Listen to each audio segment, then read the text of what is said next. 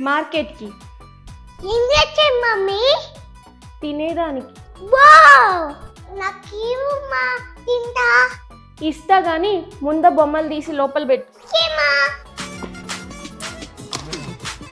బొమ్మలు అన్నీ తీసేసామా? Very good. ఇప్పుడు ఈ హోంవర్క్ కంప్లీట్ చేయి, ఇస్తాను. చదివేసామా? ఇస్తావా? తింటా. ఇస్తా గాని ముందు ఈ అన్నం కంప్లీట్. తినేసా. చూపి అమ్మా ఏం తెచ్చావో. బెల్ట్.